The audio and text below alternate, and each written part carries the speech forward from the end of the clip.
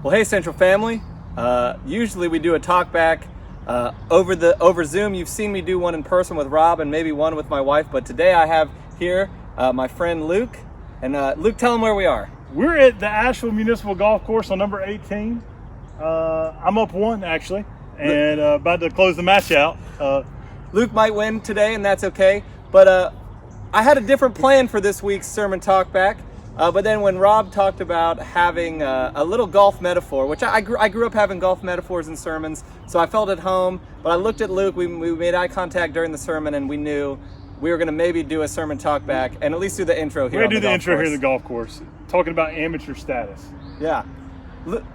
Rob talked about how words mean different things at different times, and amateur has become almost a dirty word, a word that means not as skilled, but in reality, amateur, at the root of it, meant to love. And, Luke and I aren't the best golfers, but we really love to play golf. Love to be out here. And so we try to capture that as much as we can when we play. We try not to take it too seriously.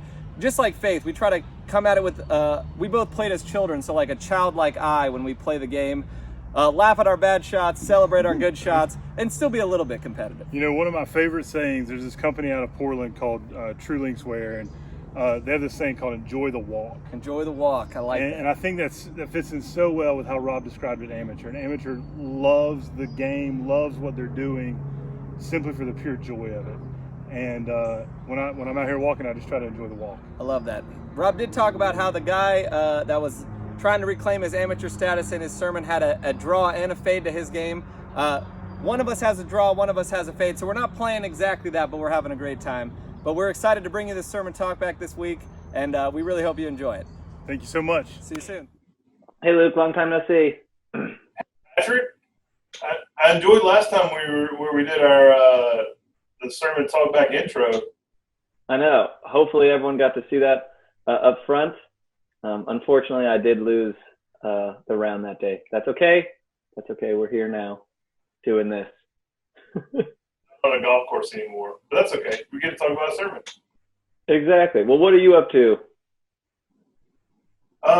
This week has been a lot of looking forward and planning for the fall and trying to figure out what we can do and not do, and then also some looking at some different opportunities that we're going to offer with you, Patrick, through discipleship, with maybe a lunchtime lectionary study with Rob, and I might start doing some writing as far as devotionals that we'll put out, and so I've been kind of planning for that kind of stuff fall for how we interact more, even though we're not together in person, but together virtually. So that's kind of been this week, and I got to play a little golf with you yesterday. That was nice.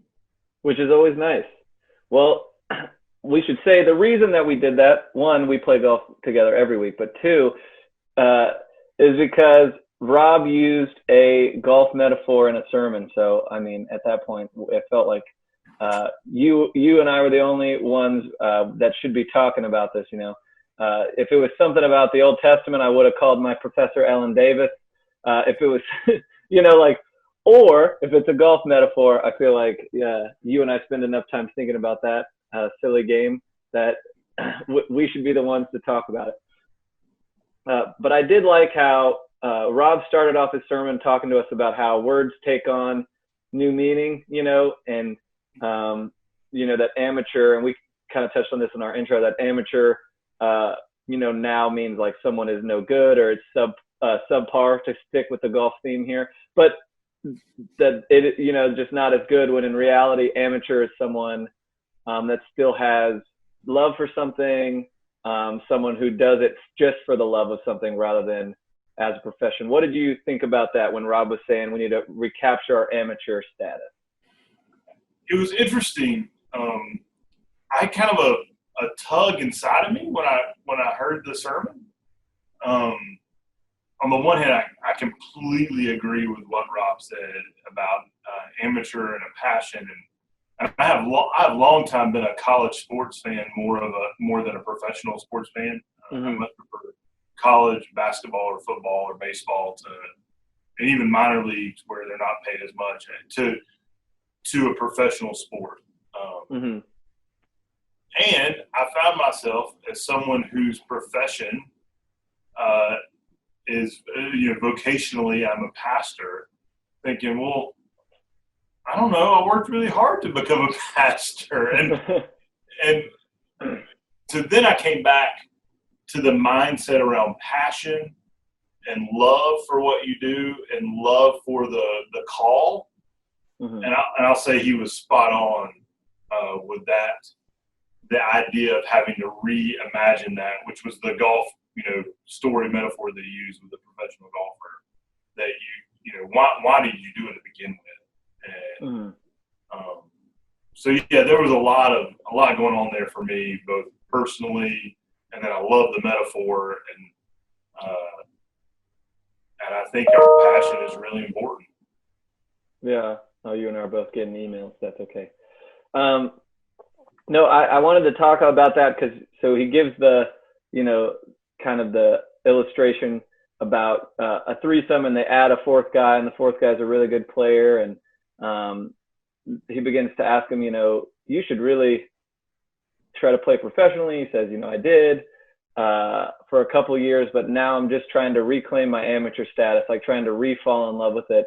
And then right after that, Rob talked a little bit about what it's like to be a pastor or to be in a professional ministry role, and how some days it's easier for your calling or your vocation to become your occupation, and to really lean into the professional side rather than, the ministry side. And he kind of talked about how that's a constant, and like you're saying, tug and pull between, there is a job to be done and a job we work diligently to get. And yet there are other aspects that need to be tended to. What are some ways that you combat that tug and pull? Yeah, part of it's been a theological framework that's become part of my kind of the way I think about ministry and life daily, and it's an agrarian. It comes from Wendell Berry, who you and I both love the Wendell Berry's theology. But one of the things Wendell Berry talks about in several of his books is how we order our lives, how we live each day, and for me, one of the ways that I've combated that is recognizing, for me, a lot like someone that has a farm. So you don't wake up on Saturday morning and be like, Saturday's my day off. Yeah. The animals can feed themselves later. Or Saturday's the day off, I'm not going to pick cucumbers today. Or whatever it be with your particular, I'm not going to plow the field. I'm not going to. And one of the things that Barry observes about an agrarian theology is that each day provides an opportunity for work, and each day provides an opportunity for Sabbath. And one of the things I've added to that is that each day offers an opportunity for play. And that was added for me when I had children. Although I don't know why I didn't think of it before children. I think play is a part of who we are. And so to think about this combating or to work through what it means to be a professional or to professionalize ministry and to be amateur and loving what we do. Not that professionals don't love what they do, but love it because you don't have any kind of incentive, financial or otherwise, as an amateur. I have reframed how I approach each day and each week. So a lot of days I work. It may just be a few emails on Saturday morning or a phone call that I couldn't get to through the week, or taking a few minutes to study something that I needed to study in preparation for Sunday. Mm-hmm. But every day I try to rest too. Mm-hmm. And a lot of days I try to play.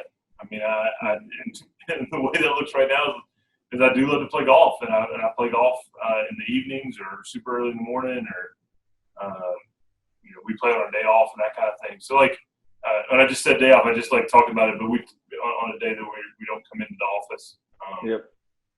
So that's the way I think about it, and it's not perfect, but it helps me. Reframe. Yeah, no, I agree. And so then I'm going to allude to an older sermon of Rob's as well as this one, because you and I have an interesting perspective, as does Rob, because of our vocation and occupation. But then Rob, talks about the rest of the church, it's easy to fall into that rhythm as well, that we just show up on Sundays, or we begin to volunteer, or we become very involved, and it becomes more about like, did we make sure that everything was put out in the fellowship hall? Are we going to get down there in time to do X, Y, and Z?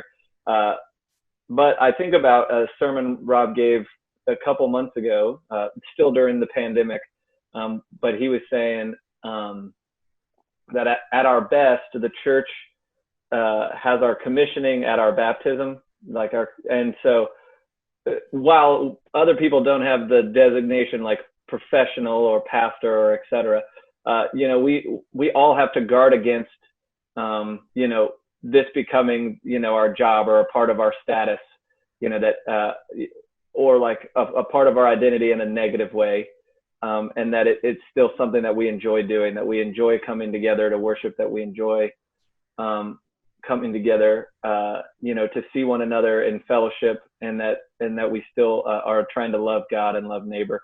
How do you see, and how have you seen the people of Central when we were at our best doing that? So I think so much of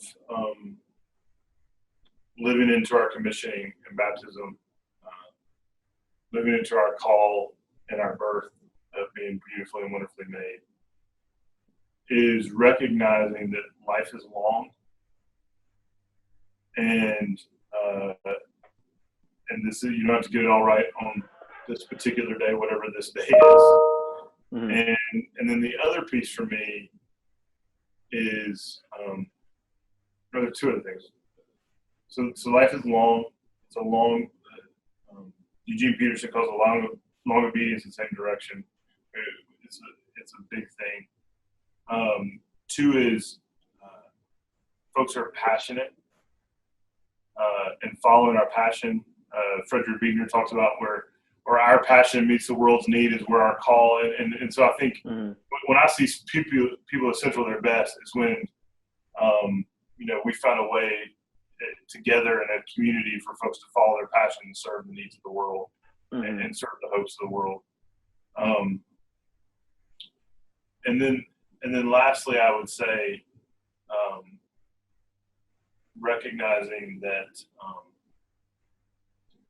I see Mother Teresa in this idea that, after she passed, so much of her writing talked about how difficult it was for her to follow and to have faith, and how she experienced dark nights of the soul.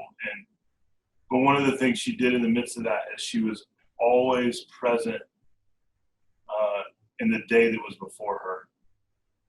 So if she had to get up and go feed some folks that didn't have food, or she went to sit in a leper colony and just be with folks, she was present to the here and now. So I think when folks at Central are, and we are at our best, is when we look at the day in front of us and in the best way we can love God and love neighbor. And then we think about that through the lens of our passion, and we think about it through the lens of this is a long process and we don't have to get it all right. And you put all those things together, and to me, that's the recipe for, part of the recipe for what it means to be those that follow and do it with all of ourselves. Yeah. No, I totally agree. And I just really thought this was a great sermon from Rob this Sunday. And he kind of brings it around at the end, and back to Paul's letter to the church in Ephesus about, because it was a prayer, and that if we want to try to get to what you're talking to and, reigniting our passions or trying to find those things or reconnecting that, we begin at the beginning, essentially, that we begin with prayer and talking to God, however that looks like for each of us. And so I really appreciated that. Well, did you have any other thoughts on the sermon this week? I think just to follow on what you just said about we started at the beginning, it's one step, right? Like it's not, I don't need to do step 10. The here and now, the amateur is step 1. And it's like I said in our preview or the intro or whatever it is when we were on the course yesterday, enjoy the walk. Yeah.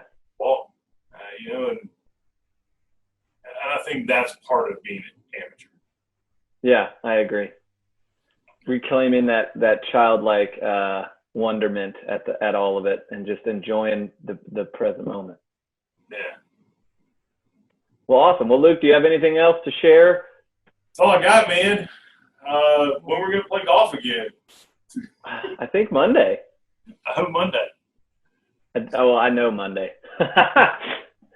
But, well, man, I'll talk to you again soon, probably either later today or tomorrow, depending on when we see each other on Zoom again. Sounds good. Thanks, Patrick. Appreciate you, man. Of course. See you soon.